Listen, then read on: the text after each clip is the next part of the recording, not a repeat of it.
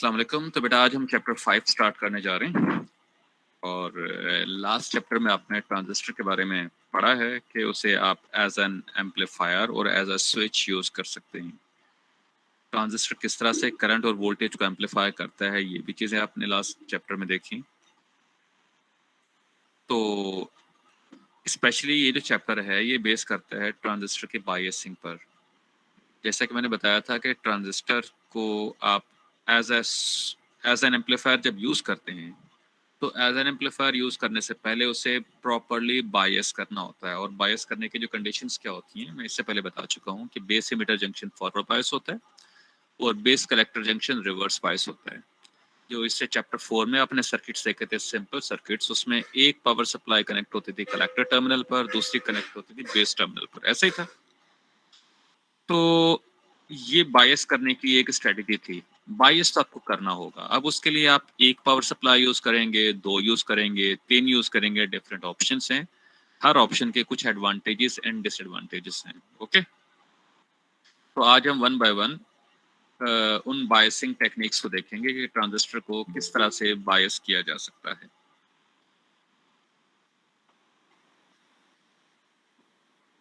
तो पहला ही टॉपिक आपका क्या है? The DC operating point. ये आप टॉपिक आप लोगों के लिए नया नहीं होना चाहिए, स्पेशली मैंने बहुत ज़्यादा फोकस किया हुआ है इस पे टॉपिक पर। ठीक है, और आई थिंक आप लोगों की क्लास में ये कंडक्ट की हुई है, ये चीज़ें हम बताइएगा मुझे, डिस्कस हो चुकी है ना? Yes sir. ये चीज़ें डिस्कस हो चुकी हैं, जहां आपको ये बताया गया कि डीसी ऑपरेटिंग पॉइंट की इम्पोर्टेंस क्या है, वो कहाँ पर लोकेट करनी चाहिए। सेंटर में लोकेट करनी चाहिए। अगर सेंटर में लोकेट करेंगे तो आप किसी भी एम्पलीफायर से या ट्रांजिस्टर से मैक्सिमम सिग्नल जो होता है, जो वैल्यू होती है, बड़े से बड़ा सिग्नल एम्पलीफाई कर सकते हैं। आमतौर पर लेट्स से कि जो एम्पलीफायर्स हैं, कहा जाता है कि ये 5 मिली एम्पेयर से बड़े सिग्नल को एम्पलीफाई नहीं कर सकता, इसलिए कि इससे बड़ा सिग्नल जो होगा तो आउटपुट जो है वो लिमिट से क्रॉस कर जाएगा। तो ये जो लिमिट होती है ना, maximum signal to be amplified, अगर क्यू पॉइंट सेंटर में होती है तो इसकी वैल्यू ज़्यादा होती है, और अगर क्यू पॉइंट सेंटर में नहीं होती तो फिर इसकी वैल्यू कम होती है। और यही सबसे बड़ा ड्रॉबैक होता है क्यू पॉइंट के सेंटर में ना होने का। फिर ये बताया गया था यहाँ पर स्पेशली लीनियर ऑपरेशन और नॉन लीनियर का, कि जब तक क्यू पॉइंट सेंटर में होती है और आउटपुट सिग्नल डिस्टॉर्ट नहीं होता, क्लिप नहीं होता, तब तक इनपुट और आउटपुट के इन बिटवीन जो रिलेशनशिप होती है वो लीनियर कहलाती है। क्या कहलाती है? लीनियर। वो ये रिलेशनशिप होती है, देखिएगा सामने यहाँ पर मेंशन कर देता हूँ। जब तक आपका सिग्नल इनपुट सिग्नल जब तक इनपुट सिग्नल की value maximum input signal to be amplified by a transistor की वैल्यू से कम हो, तब तक सिग्नल डिस्टॉर्ट नहीं होता, आउटपुट पे सिग्नल जो है वो कट ऑफ नहीं होता। ये फार्मूला नॉर्मली चलता है। सॉरी,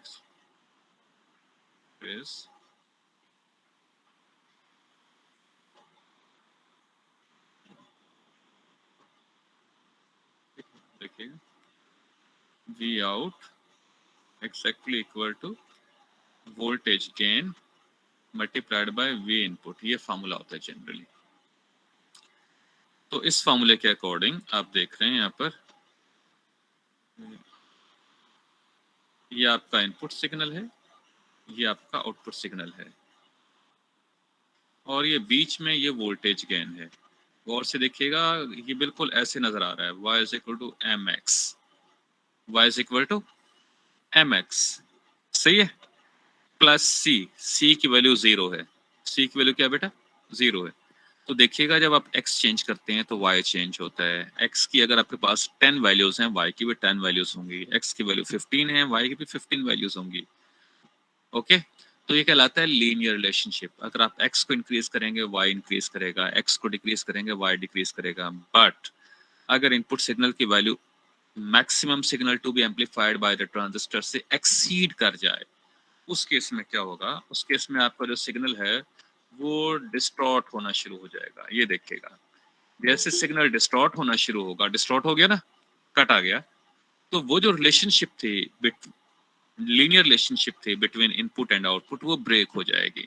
तो जैसे ये केस होगा, फौरन ये लीनियर से नॉन लीनियर में कन्वर्ट हो जाएगा। इसमें कन्वर्ट हो जाएगा बेटा? हेलो, हेलो, नॉन लीनियर, इसलिए कि नॉन सिग्नल लीनियर। को, हाँ, जो कलेक्टर करंट था इसकी वैल्यू को कितना होना चाहिए था, इतना होना चाहिए था, यहां तक आना चाहिए था।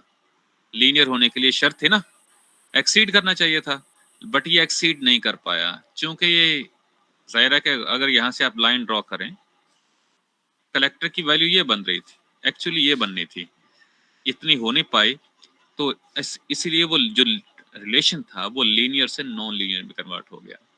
तो जब इनपुट सिग्नल मैक्सिमम सिग्नल की वैल्यू से एक्सीड करता है, तो इनपुट और आउटपुट के इन बिटवीन जो लीनियर रिलेशनशिप होती है बिकॉज ऑफ एम्पलीफायर, ये ब्रेक हो जाती है।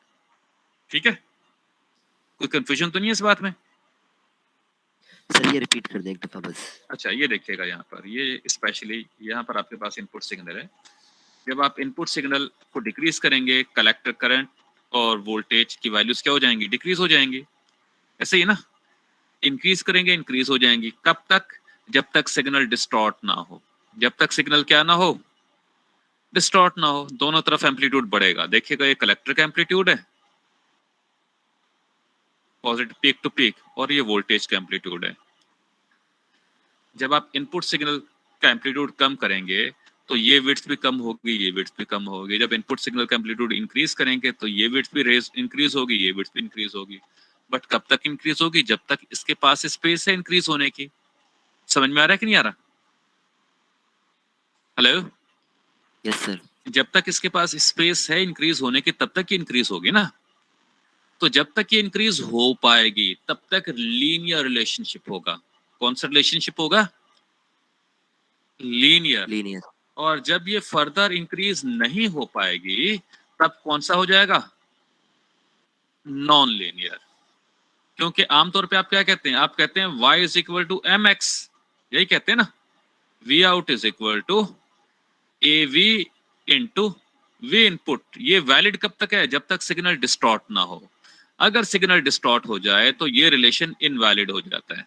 क्या हो जाता है? ये इनवैलिड। और जैसे ही रिलेशन इनवैलिड हो, फौरन किस में कन्वर्ट हो जाता है? नॉन लीनियर में। ओके, आपने देख लिया, अब आगे ठीक है चलते सर। हैं। ये चीजें आई थिंक डिस्कस हो चुकी थी। ये चीज डिस्कस हो गई। हाँ, ये भी डिस्कस हो गया था। ये टॉपिक था हमारा, यहाँ पे छोड़ा था मैंने। वोल्टेज डिवाइडर बायस, ये देखिएगा यहाँ पर, ये सर्किट है, इसमें बेस। सर इन कर लें बच्चों को।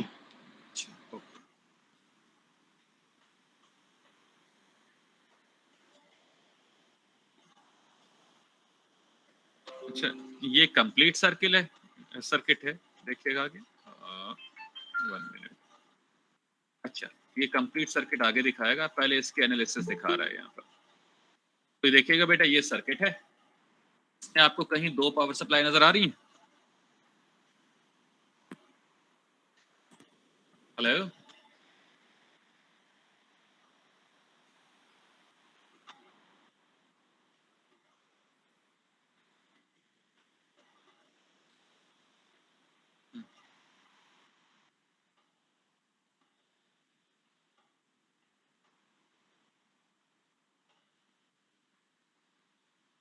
बहुत आगे आ गया क्या हम लोग?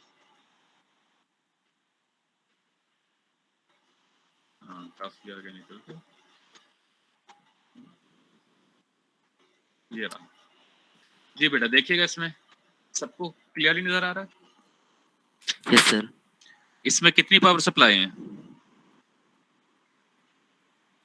हेलो, इसमें सिर्फ सिंगल पावर सप्लाई है, दिस वन।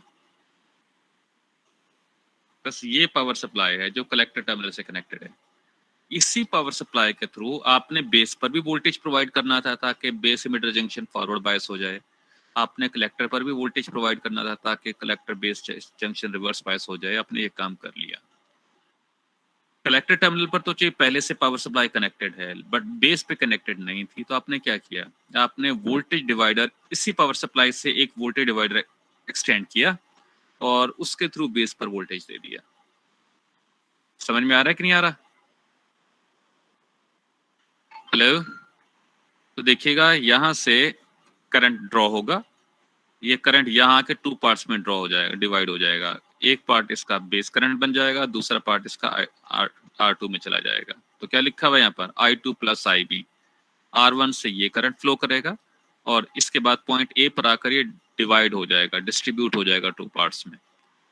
अब ये पार्ट्स इक्वल भी हो सकते हैं, अनइक्वल भी हो सकते हैं, depending on the values of these two resistance. यानी कि एक पाथ ये बनता है, हम देखेंगे ये रेजिस्टेंस कितनी है, ये रेजिस्टेंस कितनी है, ठीक है। इनके मुताबिक ये करंट डिवाइड हो जाता है, ठीक है भाई। Hello, yes sir. कोई कंफ्यूजन है इस सर्किट में?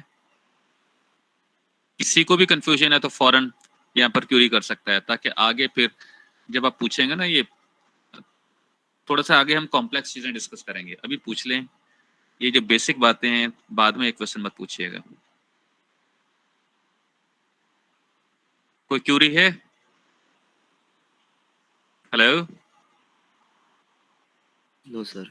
चलें आगे चलते हैं। ये देखिएगा अभी, क्योंकि जैसा कि इससे पहले मैं आपको बता चुका हूँ, आपने क्या करना होता है, आपने यहाँ का वोल्टेज फाइंड करना होता है, जिसको आप कहते हैं VB, ऐसे ही है। यहाँ का वोल्टेज फाइंड करना होता है जिसे आप कहते हैं VC, यहाँ का वोल्टेज फाइंड करना होता है जिसे आप कहते हैं VE। जब ये तीनों वोल्टेजेस मिल जाते हैं तो आपको मिल जाता है VBE, वो तो पहले से तय होता है। आपको मिल जाता है VCE जो स्पेशली चाहिए होता है, आपको मिल जाता है IC, ठीक है, ये चाहिए होते हैं ना। और इसके साथ साथ आपको फाइंड करना होता है AV, वोल्टेज गेन। ए गेन के लिए यूज होता है, V फॉर वोल्टेज। अगर करंट गेन की बात होगी तो लिखा जाएगा AI। क्या लिखा जाएगा? अगर पावर गेन की बात होगी तो लिखा जाएगा AP। ओके, तो ये देखिएगा, आपको यहाँ का वोल्टेज फाइंड करना है। जब तक आपको यहाँ का पॉइंट ए का वोल्टेज नहीं मिल जाता, आप एक स्टेप भी आगे नहीं जा सकते। तो पॉइंट ए का जो वोल्टेज है वो क्या होना चाहिए, उसके लिए ये फॉर्मूला आपके सामने मौजूद है। ये फॉर्मूला किसके थ्रू फाइंड किया गया, सेट किया गया है? देखिए एग्जैक्टली इक्वल का साइन नहीं है, इक्विवेलेंट का साइन है। कोई बताएगा ये इक्विवेलेंट का साइन क्यों है? हेलो, सर इन कर लें बच्चों को। अच्छा इन कर रहे हैं, अरे वाह। अच्छा, देखिएगा इधर, ये चीज आपको अब समझ में आ जाएगी।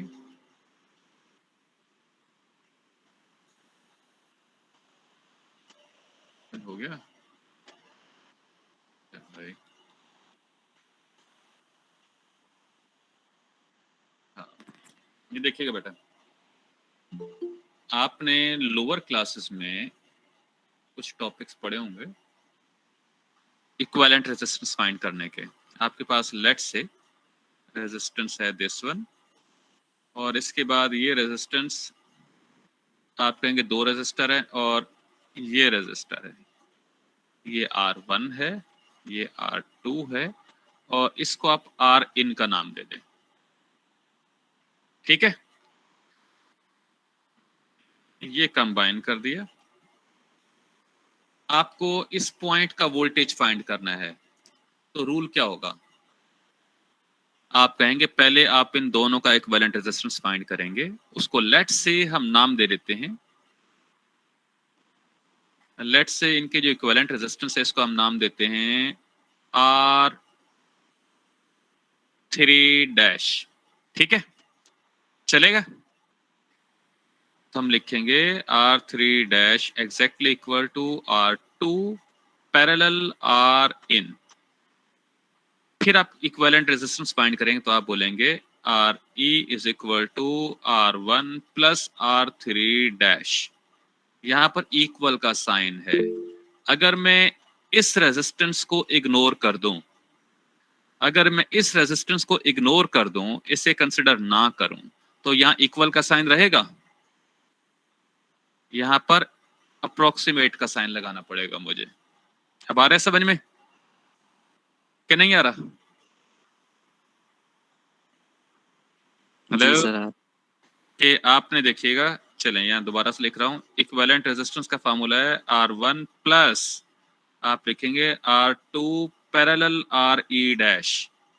पहले इन दोनों का पैरेलल कॉम्बिनेशन फाइंड करेंगे, इसके बाद इस आंसर को इसमें प्लस करेंगे, आपको इक्विवेलेंट रेजिस्टेंस मिलेगी इस सर्किट की, पॉइंट ए और पॉइंट बी के इन बिटवीन।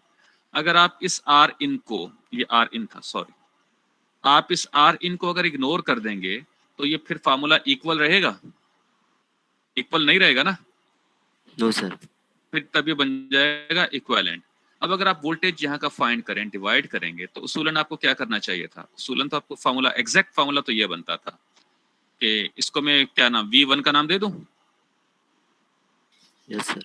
तो मैं लिखूंगा V1 exactly equal to R2 parallel RE R in divided by R1 plus, एक मिनट, ये ओवरराइट हो रहा है ना, सही नहीं है।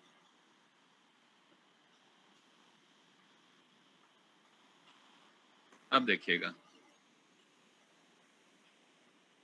V1 exactly equal to R2 parallel R in upon R1 plus R2 parallel R in multiplied by V input, VS जो भी नाम दे दें, कि यहाँ पर एक पावर सप्लाई कनेक्टेड थी जिसका VS नाम था, तो ये फार्मूला है, ठीक है।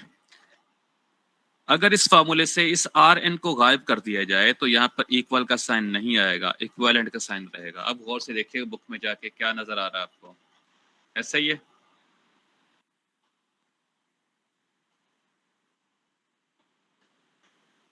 क्या आपको ये वाली रेजिस्टेंस कंसिडर नहीं करनी चाहिए थी? करनी चाहिए थी ना? Hello, yes sir. आपने नहीं की, आपने जस्ट R1 R2 कंसिडर किया है, तो इसलिए फार्मूले में VB के लिए इक्वल नहीं इक्विवेलेंट का साइन आया है। और इसके डिवाइडर के अक्रॉस पावर सप्लाई क्या कनेक्टेड थी? VCC कनेक्टेड थी, ठीक है। तो इसलिए ये VCC वोल्टेज डिवाइड होगा R2 divide by R1 plus R2 into VCC। इसके थ्रू आपको अप्रोक्सीमेट वैल्यू ऑफ VB मिल जाएगी। क्लियर? अच्छा, इसने यहाँ पर फाइंड, इसको रिप्लेस क्यों किया है? इसने अपने केस को सिंप्लीफाई करना चाहा है। क्या करना चाहे? सिंप्लीफाई करना चाहे, इसीलिए इसने आर इन को इग्नोर कर दिया कुछ देर के लिए। अब यहाँ देखिएगा, जब आप वंस आपको VBE पता चल जाती है, वंस आपको VB वोल्टेज पता चल जाता है, तो आपको पता है ये जो जंक्शन है इसका वोल्टेज कितना होता है? अप्रोक्सीमेटली 0.7 है कि नहीं है? Hello, yes sir. Base emitter junction forward bias होता है ना, तो इसकी वैल्यू अप्रोक्सीमेटली 0.7 बनेगी। तो VB में से 0.7 माइनस कर देंगे, क्या मिल जाएगा आपको? VE, है कि नहीं? ये देखिएगा, VB में से 0.7 VB में से VBE कट किया तो VE मिल गया। वंस आपको VE मिल गया तो ओहम्स लॉ तो आपको आता था, तो फौरन आपने क्या किया, होता ना formula I is equal to V divided by R, तो VE डिवाइडेड बाय RE आपको IE मिल गया। अब आपने कहा कि IB की वैल्यू तो बहुत ही कम होती है, उसको कुछ देर के लिए इग्नोर कर दें, तो हम कहेंगे कि ये जो IE की वैल्यू है, IC की वैल्यू भी तकरीबन इतनी ही होगी। IC is approximately equal to IE, इसलिए कि IB की वैल्यू बहुत कम होती है। ओके, ठीक है भाई। और IB की वैल्यू को कम कौन करता है, किस वजह से IB की वैल्यू कम होती है? इसलिए कि ये जो इनपुट रेजिस्टेंस है इसकी वैल्यू बहुत हाई होती है। इसकी वैल्यू क्या होती है बेटा? हेलो, हाई होती है सर। बहुत हाई होती है। तो किसी ने अभी तक क्वेश्चन नहीं की कि अगर ये कंसिडर नहीं किया तो फार्मूले पे ज्यादा फर्क क्यों नहीं पड़ा? ज्यादा फर्क इसलिए नहीं पड़ा, आपको पता है कि इक्विवेलेंट पैरेलल केस में फार्मूला क्या होता है? ये होता है ना R1 ओवर, पैरेलल कॉम्बिनेशन का यही फार्मूला होता है, आपने क्लास 10 में पढ़ा होगा। अब लेट्स से कि आपको समझाने के लिए मैं कह रहा हूँ कि ये जो रेजिस्टेंस है ये आपके पास है 100, हो जाएगा 1 ओवर 100 प्लस, और ये रेजिस्टेंस है 1 मेगा, 10 लाख, चलो 10,000 कर देते हैं ताकि आप चीज को समझ सकें। तो फॉर्मूले के अकॉर्डिंग क्या बन जाएगा आपके पास? आपके पास बन जाएगा 10,000, आपका एलसीएम आ जाएगा, ठीक है। ये इसको 100 टाइम क्या करेगा, डिवाइड करेगा, तो 100 1 जा 100 प्लस 1 कितना हो जाएगा? 101 डिवाइडेड बाय 10,000। सही है, ये 1/RE है। अपॉन करेंगे तो अप्रोक्सीमेटली 100 प्लस, यानी कि 100 अप्रोक्सीमेटली 100 आंसर आएगा। 10,000, अब बताइए 10,000 डिवाइड बाय 100 और 10,000 डिवाइड बाय 101 कितना फर्क होगा आंसर में? हेलो, अगर 10,000 डिवाइड बाय 100 करेंगे तो 100 आंसर आएगा, एग्जैक्टली 100। अगर 10,000 डिवाइड बाय 101 करेंगे तो अप्रोक्सीमेट 99.99 समथिंग आंसर आएगा। ऐसा ही है, ऐसे ही होता है कि नहीं होता? Yes, sir. तो जब भी दो रेजिस्टर पैरेलल में कंबाइंड हो, गौर से सुनिएगा, ये की पॉइंट बताने जा रहा हूं आप लोगों को। जब भी दो रेजिस्टर पैरेलल में कंबाइंड हो, पैरेलल में कनेक्टेड हो, तो उनकी जो इक्विवेलेंट रेजिस्टेंस है, जो लीस्ट होता है उससे भी कम आती है।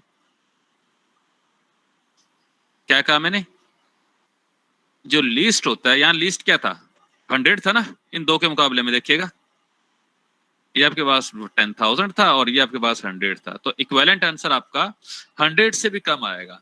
तो इसीलिए यहां पर इसने बड़े आराम से इसको इग्नोर कर दिया, इसलिए कि जो मेजर रेजिस्टेंस है पैरेलल कॉम्बिनेशन में, उसको हटाने से ज्यादा फर्क नहीं पड़ता, उसको हटाने से ज्यादा फर्क नहीं पड़ता, इसीलिए यहां इसने इग्नोर कर दिया है।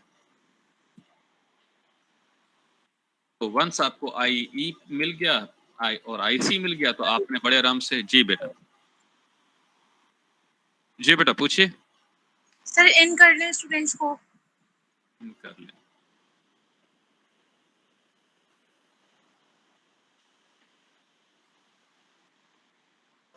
ठीक है भी। वंस आपको IC मिल गया, देन आप बड़े आराम से VC फाइंड कर सकते हैं। अब VE आपके पास पहले से है, VC आपने फाइंड कर लिया, तो जैसे आपको VC और VE दोनों मिल गए, तो आप क्या फाइंड कर सकते हैं? आप VCE फाइंड कर सकते हैं। इससे पहले मैं बता चुका हूं आपके लिए इंपॉर्टेंट क्या होता है, IC एंड VCE, ये दो इंपॉर्टेंट होते हैं ना, दोनों चीजें आपके पास आ गई, बाकी क्या चाहिए आपको? ये एक एग्जांपल आ गई, देखिएगा, यहाँ आप सॉल्व करेंगे ना तो चीजें आपको क्लियर हो जाएंगी। क्या लिखा हुआ? Determine VCE and IC in step voltage divider.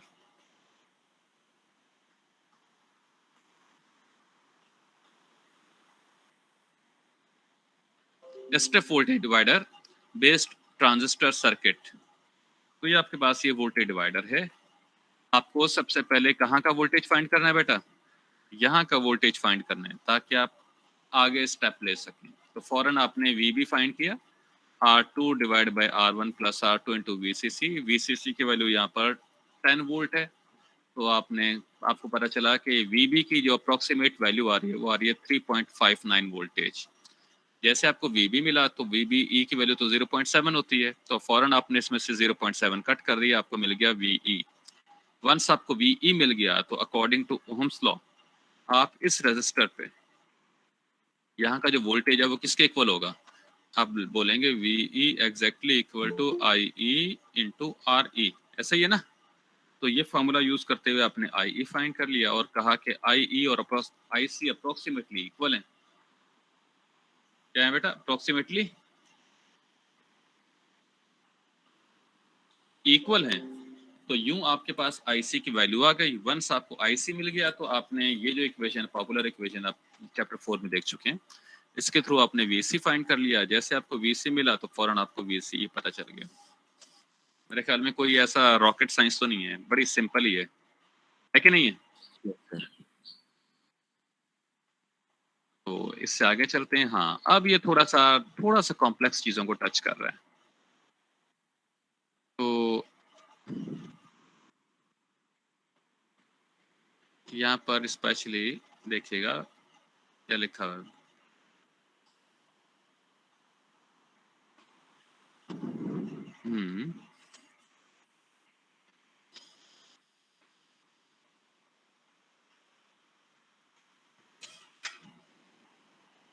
Okay, ये देखिएगा, ये जो सर याद है मैंने आपको, सर हाँ बोले, थोड़ी देर सर पहले। स्टूडेंट को इन कर दें। अच्छा, कर रहा हूँ।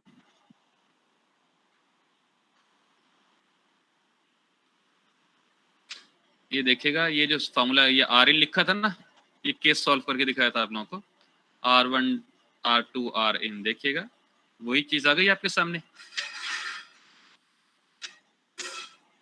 ठीक है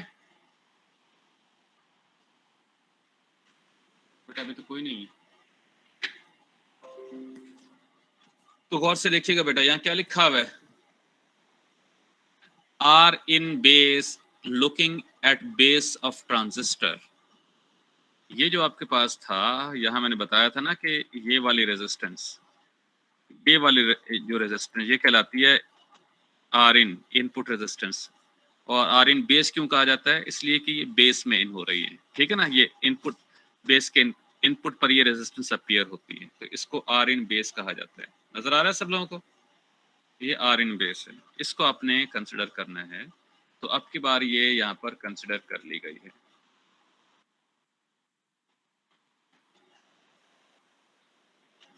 ठीक है भाई, this is R in base. अगर ये आर इन बेस आप कंसिडर कर लेते हैं तो फिर आपका फॉर्मूला क्या बन जाता है, तब आपका फॉर्मूला, अच्छा ये फॉर्मूला बना, ये देखिएगा, ये वही फॉर्मूला है जो इससे पहले मैंने लिखा था, गौर से देखिएगा, वही है। हेलो, यस सर, वही फॉर्मूला है ना? Yes sir, वही फॉर्मूला है। अच्छा एक मिनट रुक जाइएगा, तो ये वही फॉर्मूला है। अच्छा यहाँ इसमें स्पेशली क्या बात की है जो आपको बताना चाहिए, आर इन बेस की वैल्यू अभी तक आप फाइंड नहीं कर पाए, आर इन बेस के लिए फॉर्मूला आपके सामने नहीं आया ना अभी तक, लेकिन इसने यहाँ एक बात डिस्कस की है आपके सामने। वो बात क्या डिस्कस की है, इसने कहा कि ये जो R2 की वैल्यू है, इसका आर इन बेस से रिलेशन बनता है, यानी कि आप आर, ये जो दोनों एक पैरेलल में कंबाइंड है ना, इसने कहा कि अगर R2 की वैल्यू आर इन बेस से कम है, या मैं कहूं कि आर इन बेस की वैल्यू R2 से 10 टाइम्स ग्रेटर है, तो आप इसे इग्नोर कर लें, कोई फर्क नहीं पड़ेगा। यानी कि मैंने क्या कहा था कि जब दो रेजिस्टर पैरेलल में कंबाइंड हो, क्या कहा था आपको, जब दो रेजिस्टर पैरेलल में कंबाइंड हो तो हायर रेजिस्टेंस को आप इग्नोर कर लें तो ज्यादा फर्क नहीं आता, ज्यादा फर्क नहीं आता। ये बात हजम हो रही है कि नहीं हो रही, पहले ये बताएं। हेलो, यस सर, क्लियर है। क्लियर है? ठीक है, ये बिल्कुल ऐसे है, देखिएगा मैं आपको समझाना चाह रहा हूँ। ये एक पावर सप्लाई है, अगेन यही आपके सामने मैंने सर्किट बना दिया, ये R1 है, ये R2 है, और यहाँ से ये R इन बेस है। मैंने बता दिया कि लेट्स से आपके पास ये जो रेजिस्टर है, this is 100 ohm, this is 100 ohm. अब ये जो आपके पास है ये है 10,000 ओहम, 10 किलो ओहम। यहाँ से जो करंट फ्लो कर रहा है, इस रेजिस्टेंस को हटाने से करंट में कितनी कमी आएगी, बहुत ही मामूली सी। इसको लगाने से करंट में कितना इजाफा होगा, बहुत ही कम। इसका मतलब है चूंकि ये जो रेजिस्टर है ये इस रेजिस्टर से बहुत ज्यादा है, तो यहाँ तो 100 टाइम्स ज्यादा है, इसके लगाने से करंट में, ओवरऑल करंट में मामूली सा इजाफा होता है, और इसके हटाने से ओवरऑल करंट में मामूली सी कमी होती है। तो आप इसे बड़े आराम से इग्नोर कर सकते हैं। क्या कर सकते हैं, बड़े आराम से इग्नोर कर सकते हैं। बट ये लोअर वाली को इग्नोर नहीं कर सकते, अगर लोअर वाली को इग्नोर करेंगे तो प्रॉब्लम हो जाएगा। अच्छा अब मैं ये कह रहा हूं कि आपके पास ये 100 है, ये 100 है, ये 10, ये कितना है, ये 10K है, 10 किलो ओहम है। अगर मैं इसको कम करके जस्ट 10 ओहम कर दूं और फिर इसको हटा दूं तो ठीक ठाक फर्क पड़ जाएगा। तो इसलिए यहाँ दो केस हैं, देखिएगा क्या लिखा हुआ है, जब आर इन बेस की वैल्यू R2 से 10 टाइम्स ग्रेटर है तो आप बड़े आराम से आर इन बेस को इग्नोर कर दें, ये फॉर्मूला वैलिड है, चल जाएगा। बट अगर R2 की वैल्यू आर इन बेस से बढ़ जाए, या मैं कहूं कि आर इन बेस की वैल्यू R2 से कम हो जाए, क्या हो जाए, हेलो, तो तब आप इग्नोर नहीं कर सकते। यहां देखिएगा फॉर्मूला क्या लिखा हुआ है, when R in base is 10 times greater than R2 you can ignore R in base, but when R in base is 10 times lesser than R2 you cannot ignore it। ठीक है। अगर इसकी वैल्यू इससे 10 गुना ज्यादा है, आप इसको इग्नोर कर दें, कोई खास फर्क नहीं पड़ेगा। अगर इसकी वैल्यू इससे कम है या इवन बराबर भी है, आप इग्नोर मत कीजिएगा, सर्किट में ज्यादा फर्क आएगा। ठीक है, तो ये इसलिए दोनों फार्मूलाज इसने लिखकर दिखा दिए। क्या लिखा हुआ है? This is stiff, R in base को इग्नोर कर सकते हैं, खास फर्क नहीं पड़ेगा। दिस इज नॉट स्टिफ, अगर आर इन बेस की वैल्यू R2 से कम हो जाए तो आप फिर ये जो सर्किट है, ये डिवाइडर है, नॉट स्टिफ हो जाता है। अब आप आर इन बेस को इग्नोर नहीं कर सकते। Okay, hello, yes sir. तो ये आपके पास फार्मूला है। अच्छा, अब सारा केस किसका था? आर इन बेस का। अभी तक आपको आर इन बेस की वैल्यू फाइंड करने का फार्मूला नहीं मिला, बस ये बता दिया कि इनपुट बेस की इनपुट रेजिस्टेंस होती है, ये ज्यादा होती है, आमतौर पर ये R2 से ज्यादा होती है। कम से कम कितना ज्यादा होनी चाहिए? 10 टाइम्स ग्रेटर होनी चाहिए। जी सर, स्टूडेंट वेट कर रहा है, उसे इन कर दें। तो यार बीप नहीं आ रही मेरे पास, जब वो ज्वाइन करते हैं ना बहुत कम। अच्छा, एक ही आया है, चल ठीक है। तो देखिएगा बेटा, ये आर इन बेस का फार्मूला है। इसका फार्मूला ये आर इन बेस का फार्मूला है beta D C V B multi divided by I E. और अब ये कंप्लीट फार्मूला नहीं है, आगे कंप्लीट फार्मूला आ जाएगा।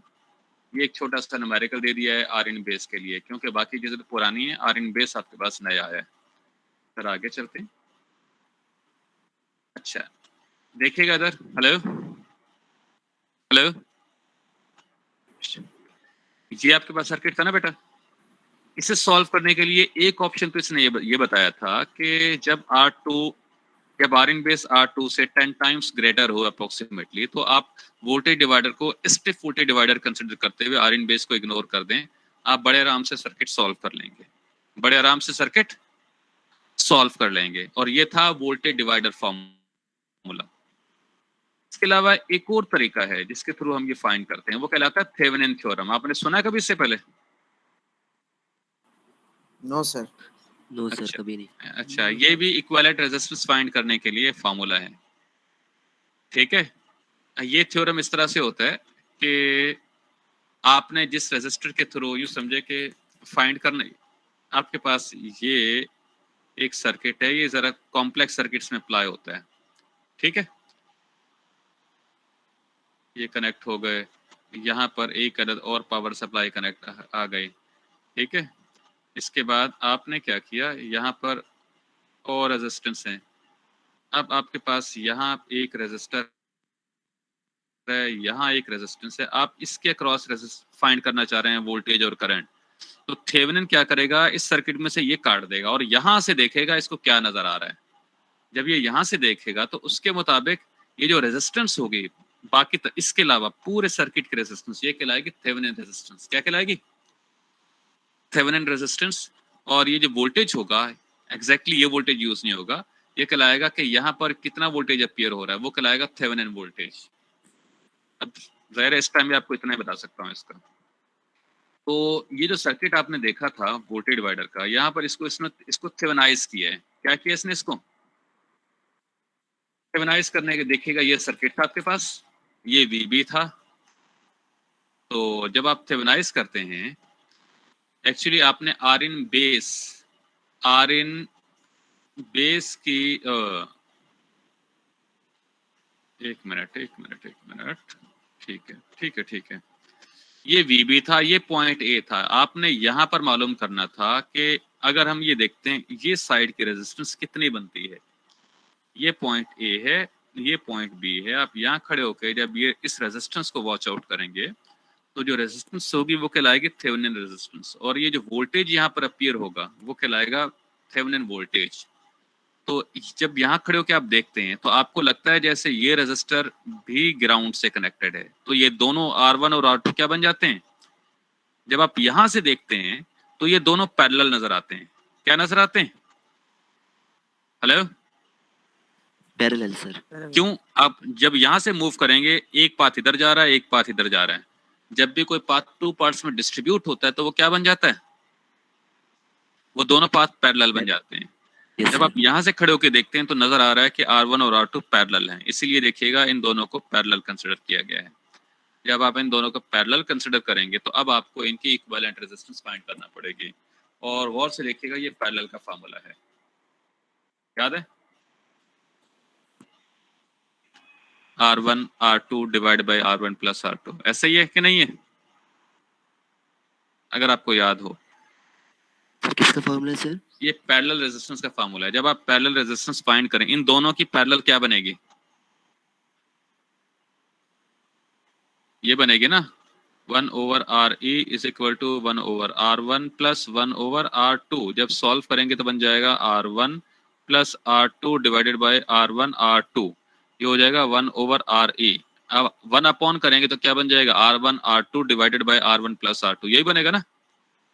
ये तो लिखा हुआ है। Yes sir. ठीक है, तो ये आपको समझ में आ गया। अच्छा जी, तो इसकी बेस पर आपके पास ये RTH आ गई। तो अब देखिएगा इन दोनों को कंबाइन करके क्या लिख दिया गया है? RTH। क्या कह दिया गया बेटे इन दोनों को कंबाइन करके? RTH। अच्छा, ये जो वोल्टेज है ये इस रेजिस्टर से पास हो रहा है ना, यहाँ पर आपको VC से तो नहीं मिल रहा, यहाँ जो वोल्टेज है VB पर, ये क्या कहलाएगा?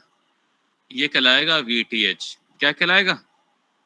VTH। तो ये पिछले वाला फार्मूला, वोल्टेज यहाँ डिवाइड हो रहा है R1 R2 सीरीज में, इसके मुताबिक वोल्टेज डिवाइडर के मुताबिक क्या बनेगा? बनेगा R2 divided by R1 plus R2 into VCC।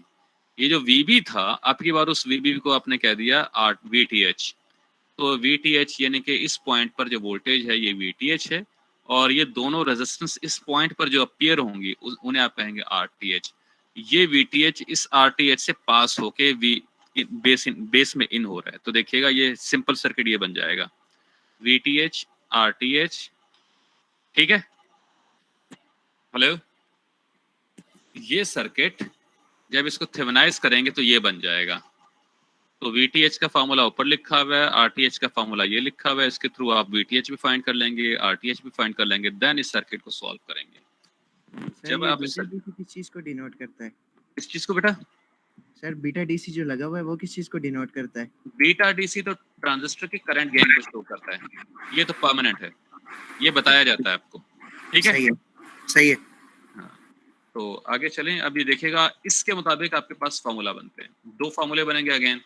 ये एक इनपुट साइड से फार्मूला बनेगा आपका, ठीक है, एक फार्मूला आपका इनपुट साइड से बनेगा, दूसरा फार्मूला आपका आउटपुट साइड से बनेगा, और मकसद आपका वही होगा कि आप किसी तरह IC और VCE की वैल्यू फाइंड कर लें।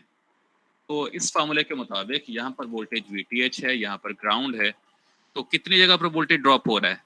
एक वोल्टेज यहाँ ड्रॉप हो रहा है, दूसरा वोल्टेज यहाँ ड्रॉप हो रहा है, तीसरा वोल्टेज यहाँ ड्रॉप हो रहा है। ऐसा ही है कि नहीं है? Hello, drop drop drop Yes, sir. और ये सोर्स वोल्टेज। तो ये जो एक अकेला सोर्स वोल्टेज है इन तीनों ड्रॉप्स के इक्वल होगा। तो गौर से देखिएगा इक्वेशन है कि नहीं है? VTH minus RTH minus VBE minus VRE is equal to 0। ये तीनों वोल्टेजेस VTH के इक्वल होंगे, लिखा हुआ है किरचॉफ लॉ के मुताबिक। किरचॉफ लॉ के मुताबिक ये आपके पास बन गया। तो इससे फौरन आप क्या करेंगे? आपने फार्मूला यहाँ पर ये VTH था, आपने फॉरन इसको VTH इज इक्वल टू वही जो बात मैंने बताई थी, RTH की वैल्यू लिख दी। RTH किसके इक्वल है?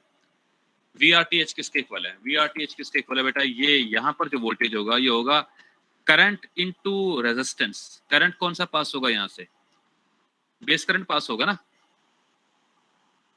अभी?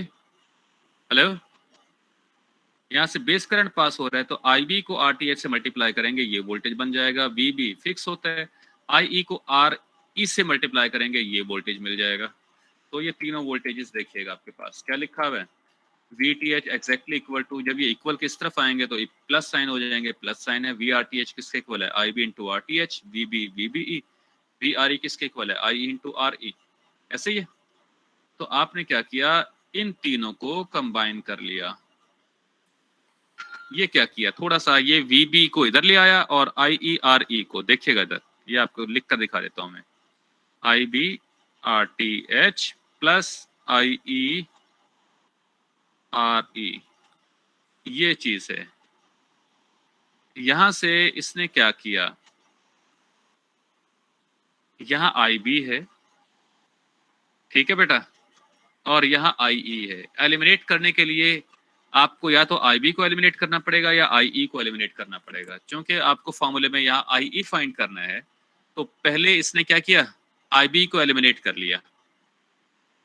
नजर आ रहा है, दोबारा लिखूं साफ, 1 मिनट, सर साफ करके लिख चलें ये देखिएगा। मैंने कहा ये दो टर्म्स, दिस वन, इनको VB को इस तरफ करके लिख दिया, यही लिखा हुआ है।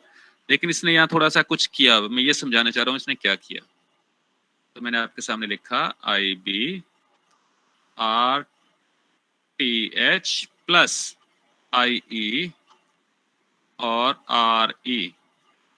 आप IB को इन टर्म्स ऑफ IE लिख सकते हैं क्या? कोई ऐसा आपके पास जरिया है जिसके जरिए आप ये काम कर सकें?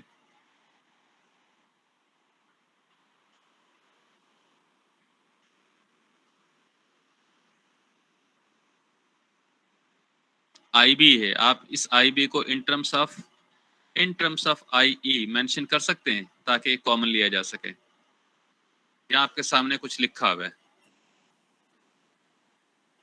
सर सब्स्टिट्यूट कर देंगे उसे। हाँ, एक्चुअली आपके पास किया क्या इसने, एक्चुअली आपके पास फार्मूला होता है beta DC exactly equal to IC over IB, ऐसा ही है। Then IB is equal to IC over beta DC बनता है। अब आप ये मान लेते हैं कि IC is approximately equal to IE, तो ये चीज जब यहां पुट करेंगे तो IE आ जाएगा कि नहीं आ जाएगा? आ जाएगा ना। तो यहां पर आपके पास बन जाएगा IB approximately equal to IE divided by beta DC। तो IB की जगह जैसे आप ये पुट करेंगे तो फौरन IE आप कॉमन ले सकेंगे। क्या करेंगे आपके पास, देखिएगा मैं लिख कर दिखा देता हूँ। ये बन जाएगा आपके पास बेटा IE upon beta DC RTH, ठीक है, plus IE RE। IE common लिया जा सकता है। जैसे IE कॉमन लेंगे तो क्या बन जाएगा आपके पास बन जाएगा RTH अपॉन बीटा DC, यही है, प्लस RE। गौर से देखिएगा, यही कुछ नजर आ रहा है आपको यहाँ पर, RE plus RTH over beta DC, ठीक है। हेलो, अब आपने ये फार्मूला जो है ड्राइव करना था IE के लिए। जो अगर IE के लिए करना है तो ये VB किस तरफ आ जाएगा, इस तरफ आ जाएगा, VTH में से कट होगा, देन ये पूरी चीज आकर इसको डिवाइड करना शुरू कर देगी। ये फार्मूला बन गया आपके पास, ये है लास्ट फार्मूला। तो वोल्टेज डिवाइडर में आपने देखा था जैसे आपको IE मिलता था, बाकी सारी चीजें आपको खुद ब खुद मिलना शुरू हो जाती थी, ऐसे ही था। Yes sir. तो आपने IE फाइंड कर लिया, वंस आपने IE फाइंड कर लिया, बाकी चीजें फिर ऑटोमेटिकली आपको मिलना शुरू हो जाएंगी। तो इसके बाद ये क्या है, ये जरा देख लेता हूँ मैं। Voltage divider based PNP transistor, इसने कहा कि ये तो NPN था। अगर आपके पास PNP ट्रांजिस्टर होता फिर क्या होता, फिर क्या होना था, फिर भी यही चीज होनी थी। ये गौर से देखिएगा कि अगर यहाँ पर PNP ट्रांजिस्टर होगा तो VCC की वैल्यू नेगेटिव होनी चाहिए, पॉजिटिव होनी चाहिए? हेलो, इसने ये बताया है, पीछे आपके मैं यहाँ ड्रॉ करके दिखा देता हूँ, गौर से देखिएगा आपको थोड़ा, ताकि कंफ्यूजन खत्म हो जाए। ये है R1, ये है R2, R1 R2, ये ट्रांजिस्टर है। मैंने ट्रांजिस्टर लिया है बेटा NPN। कौन सा ट्रांजिस्टर है? ये NPN। ये है RC और ये है RE। ये रजिस्टर है, ग्राउंड हो गया, ग्राउंड हो गया, ये सब कनेक्ट हो गया, और यहाँ आ गया VCC। क्या आ गया यहाँ पर? VCC, और होना क्या चाहिए? पॉजिटिव। अब ये देखिएगा, ये NPN ये एनपीएन है और ये यहाँ पर पीएनपी है, तीनों जगह पीएनपी है। इसने कहा कि अगर आपके पास वोल्टेज डिवाइडर बायस हो और बट ट्रांजिस्टर एनपीएन के बजाय पीएनपी हो तो क्या होगा? अगर ये एज इट इज रखेंगे, जैसा कि यहाँ पर देखिएगा R1 R2 R1 R2 RC RE RC RE, just transistor NPN से पीएनपी में कन्वर्ट हो गया, तो कुछ भी नहीं करना, जस्ट वीसीसी को पॉजिटिव के बजाय नेगेटिव लेना पड़ेगा। क्या करना पड़ेगा? हेलो, नेगेटिव लेना पड़ेगा। नेगेटिव लेना पड़ेगा। और अगर आप ये नहीं करना चाहते, आप पॉजिटिव ही लेना चाहते हैं, वो तो नहीं ले सकते, फिर आपको वीसीसी के बजाय वीईई लेना पड़ेगा। क्या करना पड़ेगा? वीईई लेना पड़ेगा। वीईई लेना पड़ेगा। देखिएगा ये पावर सप्लाई यहाँ से आपने हटा के यहाँ लगा दी, इनको जोड़, ये दोनों कनेक्टेड हैं, यहाँ लगा दी। ये जो ग्राउंड्स थे ये यहाँ आ गए, पावर सप्लाई यहाँ, आपस में क्या कर दिया? एक्सचेंज कर दिया। क्या कर दिया बेटा आपस में? ये समझो ये कनेक्टेड है। पहले यहाँ ग्राउंड था, बैटरी यहाँ से हटा के यहाँ लगा दी, ग्राउंड यहाँ से हटा के वहां लगा दिया, ये बन जाएगा सर्किट। ठीक है, अब इसको थोड़ा सा सीधा करके बना दिया इसने, क्योंकि हमारी आदत है हम पावर सप्लाई को ऊपर लगाते हैं, ग्राउंड को नीचे लगाते हैं, आदि है ना इस चीज के। Yes, sir. तो इसने देखिएगा इस सर्किट को उल्टा करके बना दिया। R1 R2 था, R1 R2 था, तो क्या कर दिया आपके बाद? R2 R1। RE नीचे था, RE ऊपर आ गया, ये नीचे था ऊपर आ गया। ठीक है, RC ऊपर था नीचे आ गया, वैसे ही सर्किट बना दिया, क्योंकि आप इस चीज के आदी हैं।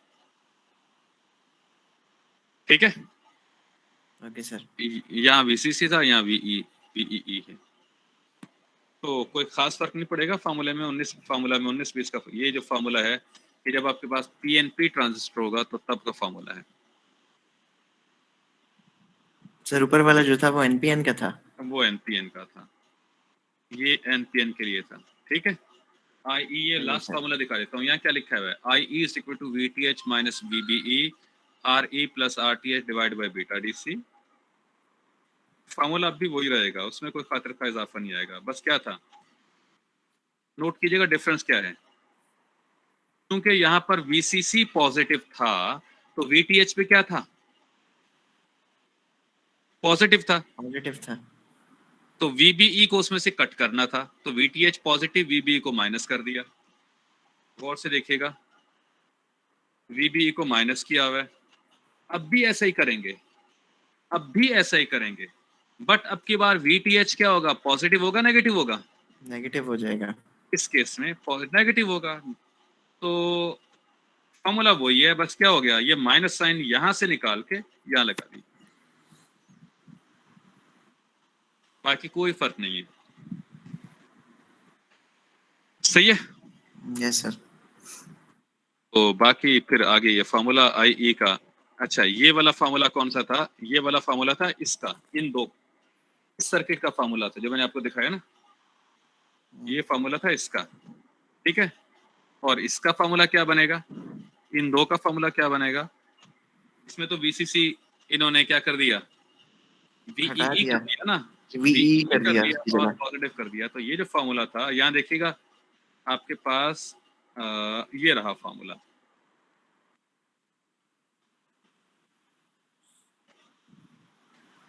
तो आपके पास 3 टाइप के सर्किट बन गए ना, एक एनपीएन के लिए और 2 पीएनपी के लिए। तो पेपर में ज्यादातर जब मैं पूछूंगा तो एनपीएन का ही पूछूंगा, पीएनपी को आप थोड़ी देर के लिए क्या कर दें, पेपर के पॉइंट ऑफ व्यू से इग्नोर कर दें।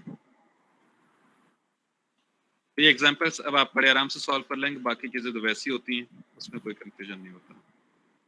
अब आगे आ जाते हैं, ये है अदर बायसेस। ये कौन से बायसेस हैं बेटा? एक बायसेस था, आपने किया था, ट्रांजिस्टर को बायस किया था थ्रू वोल्टेज डिवाइडर। 3 ऑप्शन आपके पास आ गए थे। अब अदर बायसेस में देखिएगा, एक कहलाता है इमिटर बायस।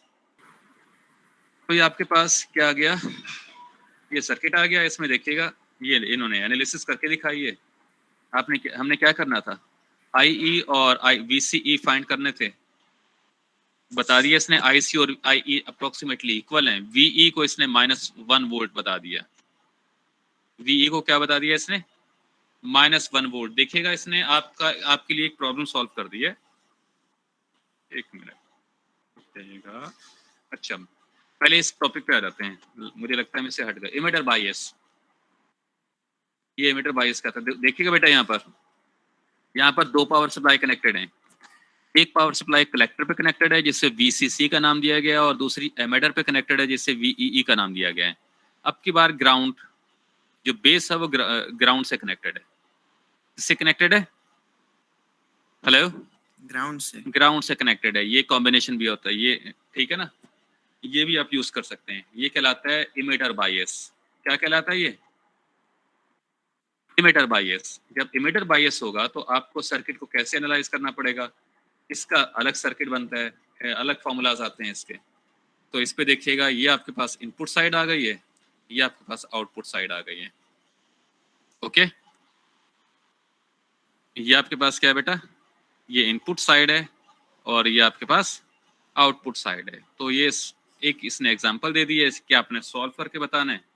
जब आप सॉल्व करेंगे देखिएगा, ये फार्मूलाज लिखे में इमिटर बायस के टोटल ये फार्मूलाज आपके पास। अगर आपने IE फाइंड करना हो तो क्या करना पड़ेगा? -VEE -1 volt divided by RE।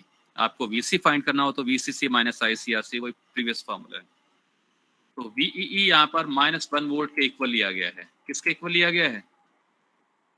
-1 volt के इक्वल। गौर से पूछिए, सोचिएगा ये -1 वोल्ट के इक्वल लिया क्यों इसने? ये जो जंक्शन है ये ऑलवेज क्या होता है? Hello, Yes, sir. ये ऑलवेज फॉरवर्ड बायस होता है ना। Yes, sir. जब यहाँ ग्राउंड वोल्ट 0 वोल्टेज है तो यहाँ 0 होगा? किसी भी रेजिस्टर के दोनों तरफ सेम वोल्टेज होता है? नहीं होता। अगर यहाँ 0 है तो यहाँ पर 0 कभी नहीं होगा, इसलिए कि अगर यहाँ नेगेटिव पावर सप्लाई है तो यहाँ लेस देन 0 होगा। अगर पॉजिटिव कनेक्टेड है ग्रेटर देन 0 होगा। यहाँ कौन से कनेक्टेड है? नेगेटिव है ना। तो यूं है, देखिएगा, सबसे लो वोल्टेज वोल्टेज इंक्रीज करता जा रहा है, करता जा रहा है, करता जा रहा है, और मैक्सिमम कितना हो जाता है? 0। मैक्सिमम कितना हो जाता है बेटा? 0। इसका मतलब है कि यहाँ 0 वोल्टेज है तो यहाँ पर 0 से लेस देन वोल्टेज होगा। कितना होगा ये फिलहाल हमें नहीं पता। इसने आपकी सहूलत के लिए बता दिया कि यहाँ पर आप ये मानेंगे दिस इज -1 वोल्ट। अगर ये -1 वोल्ट है तो यहाँ बनता है आपके पास -0.3 वोल्ट। सही कहा गलत कहा? Yes, sir. सर सही कहा है, क्योंकि वो सही- -0.7 से वो हो जाएगा ना माइनस। जी ठीक है। तो यहाँ 0, यहाँ 0.3, -0.3 वोल्ट, यहाँ -1 वोल्ट। इसके बाद बाकी चीजें आपकी बड़े आराम से खुद ही क्लियर हो जाती हैं। तो ये गौर से देखिएगा, यही किया इसने। IE फाइंड कर लिया फर्स्ट ऑफ ऑल इसने, क्योंकि यहाँ का वोल्टेज -1 वोल्ट है, ये -15 है, तो कितने का डिफरेंस आया? 14 वोल्ट का डिफरेंस आया है। ये देखिएगा 14 वोल्टेज के डिफरेंस से इसने IE फाइंड कर लिया है। वंस आपको IE मिल गया तो आपने ये माना हुआ पहले से कि IE और IC अप्रोक्सीमेटली इक्वल होते हैं, तो फौरन आपने इस फार्मूले में पुट की IE की वैल्यू, IC की वैल्यू, और आपने VC फाइंड कर लिया। VE आपको पहले से बताया गया कि -1 वोल्ट है, तो VCE आप बड़े आराम से फाइंड कर सकते हैं। बात खत्म।